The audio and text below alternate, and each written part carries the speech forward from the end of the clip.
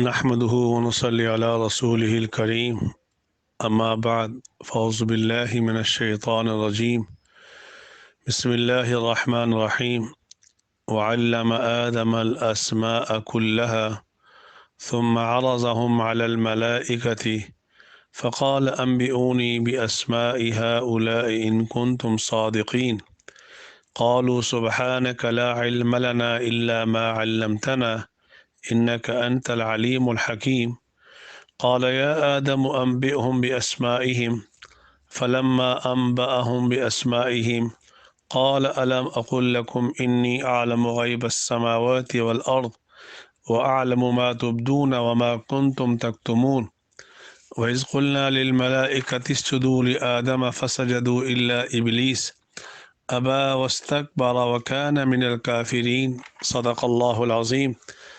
آج ہمارا سبق نمبر 23 شروع ہو رہا ہے۔ سب سے پہلے ان آیات کا ترجمہ سماعت فرما لیجیے۔ وعلم آدم الاسماء، اور اللہ نے سکھا دیے تمام چیزوں کے نام حضرت آدم علیہ السلام کو۔ ثم عرضهم على الملائکۃ، پھر اللہ نے ان ناموں کو پیش کیا فرشتوں کے سامنے۔ فقال، تو اللہ نے فرمایا، انبئونی باسماء ہؤلاء، تم مجھے خبر دو ان چیزوں کے ناموں کی، ان کنتم صادقین، اگر تم سچے ہو۔ قالوا سبحانک، انہوں نے کہا پاک ہے تیری ذات، لا علم لنا الا ما علمتنا، نہیں ہے ہمیں علم مگر اتنا جتنا تو نے ہمیں سکھایا ہے۔ انک انت العلیم الحکیم، بے شک تو ہی جاننے والا حکمت والا ہے۔ قال یا آدم، اللہ تعالیٰ نے فرمایا اے آدم، انبئہم باسمائہم، تو خبر دے ان فرشتوں کو ان چیزوں کے ناموں کی۔ فلما انبأہم باسمائہم، پھر جب خبر دی ان کو آدم علیہ السلام نے ان چیزوں کے ناموں کی، قال، اللہ تعالیٰ نے فرمایا، الم اقل لکم، کیا میں نے تمہیں نہیں کہا تھا، انی اعلم غیب السماوات والارض، بے شک میں جانتا ہوں زمین و آسمانوں کی مخفی چیزوں کو، واعلم ما تبدون، اور میں جانتا ہوں جس کو تم ظاہر کرتے ہو، وما کنتم تکتمون، اور جس کو تم چھپاتے ہو۔ وَإِذْ قُلْنَا لِلْمَلَائِكَةِ اسْجُدُوا، اور وہ وقت بھی یاد کرنے کے قابل ہے جب کہا ہم نے فرشتوں سے، اسجدوا لآدم، سجدہ کرو آدم علیہ السلام کے لیے۔ فسجدوا، پس سب نے سجدہ کیا، الا ابلیس، مگر شیطان نے نہیں کیا۔ ابا، انکار کیا، واستکبر، اور تکبر کیا، وکان من الکافرین، اور وہ تھا کافروں میں سے۔ یہ ان آیات کا ترجمہ ہوا۔ اب تشریح پہ نظر ڈالیے تو اللہ رب العالمین نے حضرت آدم علیہ السلام اور فرشتوں کو بٹھا کر، اصل میں اللہ نے حضرت آدم کی فضیلت کو ثابت کرنا تھا، اور یہ ثابت کرنا تھا خلافت کا حقدار آدم ہے، فرشتوں تم نہیں ہو، کیونکہ خلیفہ وہ آدمی بن سکتا ہے جس کے پاس علم کلی ہو اور جس کے اندر فراست علم، اس کی صلاحیت موجود ہو۔ تو اللہ رب العالمین نے حضرت آدم کے سامنے اور فرشتوں کو سامنے بٹھا کر تمام چیزوں کے نام، اس چیز کا یہ نام ہے، اس کا یہ خاصہ ہے، اس کا یہ خاصہ ہے، اس کا یہ خاصہ ہے۔ فرشتے بھی بیٹھے تھے، حضرت آدم بھی بیٹھے تھے۔ جب نام پیش کیے، پھر اللہ رب العالمین نے فرشتوں سے کہا، انبئونی باسماء ہؤلاء، ابھی جو میں نے لیکچر دیا تھا تمہیں، فلاں چیز کا یہ نام ہے، اس کی یہ خصوصیت ہے، فلاں چیز کا یہ نام ہے، اس کی یہ خصوصیت ہے، تم بھی اس درس میں تھے، آدم بھی اس کے اندر موجود تھے، چلو میں پہلے تمہارا امتحان لیتا ہوں۔ جب فرشتوں سے پوچھا تو فرشتوں نے کہا، جب اللہ نے کہا انبئونی باسماء ہؤلاء، مجھے ان چیزوں کے ناموں کی خبر دو، ان کنتم صادقین، اگر تم اس دعوے میں سچے ہو کہ خلافت کے حقدار ہم ہیں، آدم نہیں ہیں۔ جب جواب نہ دے سکے تو فرشتوں نے کہا قالوا سبحانک، کا پاک ہے تیری ذات، لا علم لنا الا ما علمتنا، اے اللہ نہیں ہے ہمیں کسی چیز کا علم مگر وہ ہے جو تو نے ہمیں سکھا دیا۔ انک انت العلیم الحکیم، بے شک تو ہی جاننے والا ہے، حکمت والا ہے۔ علیم اس ذات کو کہا جاتا ہے الذی لا یخرج شیء عن علمہ و حکمتہ، کوئی بھی چیز اس کے علم اور حکمت سے باہر نہ ہو، ایسی ذات کو علیم کہا جاتا ہے۔ تو دوبارہ اللہ تعالیٰ نے آدم کا امتحان لیا، قال یا آدم انبئہم باسمائہم، کہا آدم پہلے ان کا امتحان لیا، وہ تو پاس نہ ہو سکے، اب تیرا امتحان لیتے ہیں، تو بتا ان چیزوں کے نام۔ فلما انبأہم باسمائہم، پھر جب آدم علیہ السلام نے ان فرشتوں کے سامنے ان چیزوں کے نام بیان کیے کہ اللہ تو نے یہ نام بیان کیے تھے، ان کی یہ خصوصیات بیان کی تھی، تو جب 100/100 میں آدم کامیاب ہوئے تو اللہ نے فرشتوں سے کہا الم اقل لکم انی اعلم غیب السماوات، کیا میں نے تمہیں نہیں کہا تھا کہ بے شک میں جانتا ہوں زمین و آسمان کی مخفی چیزوں کو، وَأَعْلَمُ مَا تُبْدُونَ، اور میں جانتا ہوں جس چیز کو تم میرے سامنے ظاہر کرتے ہو میں اس کو بھی جانتا ہوں، اور جس کو تم چھپاتے ہو میں اس کو بھی جانتا ہوں۔ اب اس ضمن میں ایک بات ضمن بتاتا جاؤں، مجدد الفسانی رحمہ اللہ تعالیٰ کے زمانے میں ایک شخص بڑا عالم تھا، اور وہ یہ کہتا تھا میں اللہ کو عالم الغیب نہیں مانتا، میں اللہ کو عالم الغیب نہیں مانتا۔ چنانچہ علماء نے کافی سمجھانے کی کوشش کی، اس کو مجدد الفسانی کے سامنے لایا گیا۔ مجدد الفسانی حضرت فاروق اعظم رضی اللہ تعالی عنہ کے خاندان سے تھے، تو بچے پر اپنے باپ کا اثر تو آتا ہے۔ تو حضرت مجدد الفسانی نے پوچھا تو اللہ کو عالم الغیب کیوں نہیں مانتا؟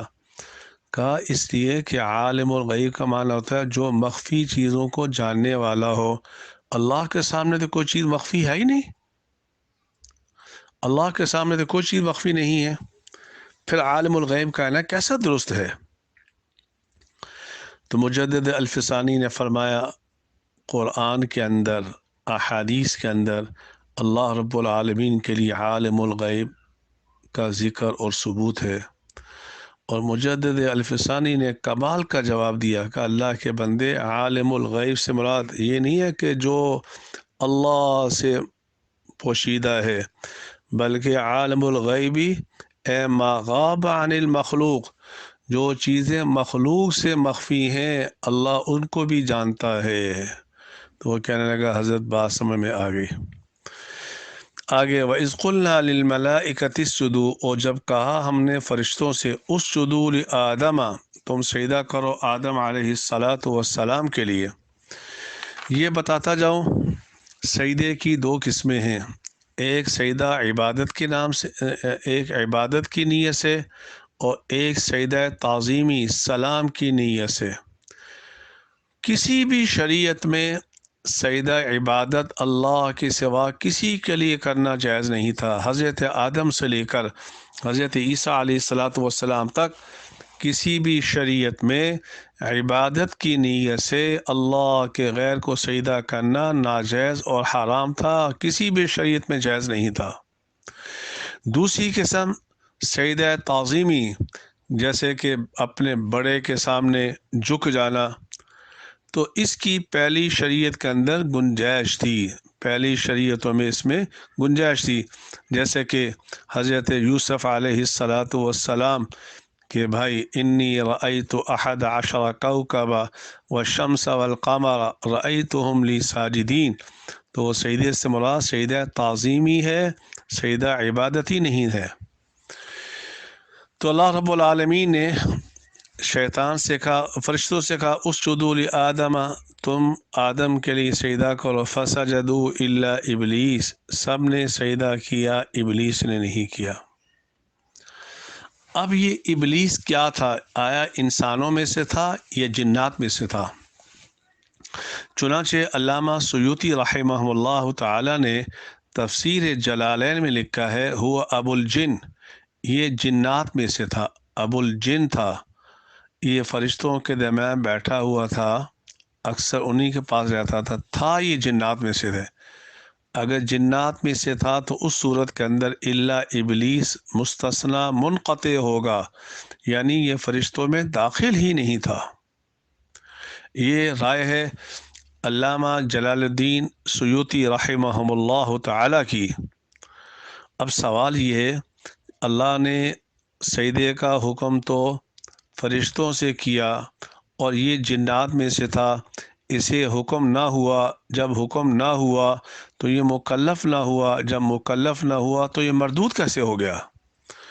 قربان جی علماء مفسرین پر، علماء مفسرین نے لکھا اللہ نے اس کو مستقل حکم دیا تھا، جیسے کہ 24ویں پارے میں آتا ہے، قال ما منعک ان تسجد اذ امرتک، اے شیطان تجھے کس نے منع کیا تھا جب میں نے تجھے سجدے کا حکم کیا تھا۔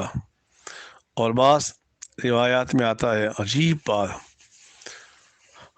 عجیب بات لکھی ہے کہ حضرت آدم علیہ السلام کا جب انتقال ہو گیا، ان کو دفنا دیا گیا، تو حضرت موسیٰ علیہ السلام اللہ سے ہم کلامی ہوئی، کہا اللہ شیطان کی کچھ صورت نکل سکتی ہے؟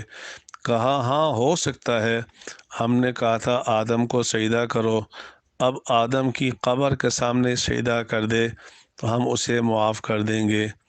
تو حضرت موسیٰ نے جب بڑی خوشی سے آئے کہ شیطان اب تیری بھی بخشش ہونے کو ہو گئی ہے، کہا کیا؟ کہا آدم کی قبر کو سجدہ کر لے۔ کہا میں نے زندہ کو سجدہ نہیں کیا تو میں اس کی قبر کو سجدہ کیسا کروں؟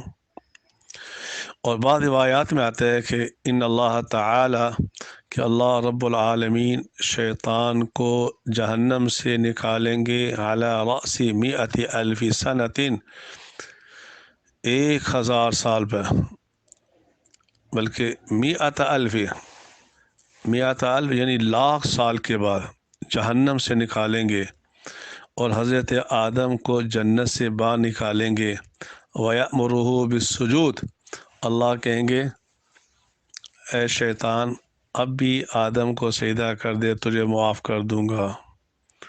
تو روایات میں آتا ہے حضور نے فرمایا وہ وہاں بھی انکار کرے گا، ثم رد الی النار، ثم رد الی النار، پھر اس کو جہنم کی طرف لوٹا جائے گا۔ معلوم ہوا کہ یہ جو کینہ ہوتا ہے، یہ جو حسد ہوتا ہے، یہ جو جہالت ہوتی ہے، اس کا کوئی علاج نہیں۔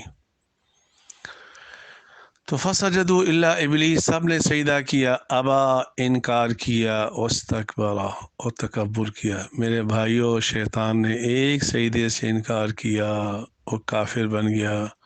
ہم روزانہ کتنے سجدوں سے انکار کرتے ہیں، ہمارا کیا بنے گا؟ واستکبر وکان من الکافرین، اور وہ تھا اللہ کے علم میں کافروں میں سے۔ قربان جی علامہ جلال الدین سیوطی رحمہ اللہ تعالی پر فی علم اللہ تعالی لا کر ایک سوال کا جواب دے دیا۔ سوال یہ ہے کہ انکار یہ ابھی کر رہا ہے، جب ابھی کر رہا ہے تو یکون من الکافرین ہونا چاہیے، کہنا کیوں کہا؟ کہ اللہ کے علم میں یہ پہلے سے کافر تھا، اس لیے ماضی کا صیغہ استعمال کیا۔ اسی میں دوستوں، بزرگوں، بھائیوں، دیکھنا اپنے اللہ کے سامنے سجدہ کرتے رہنا، غیر اللہ کے سامنے سجدہ کرنا، اس شریعت میں سجدہ تعظیمی بھی غیر اللہ کے سامنے کرنا حرام ہے، جیسے ہم ہر ایک کے سامنے سر جھکا دیتے ہیں، ایسا کرنا جائز نہیں۔ اللہ مجھے بھی آپ کو بھی ان باتوں پہ عمل کرنے کی توفیق عطا فرمائے۔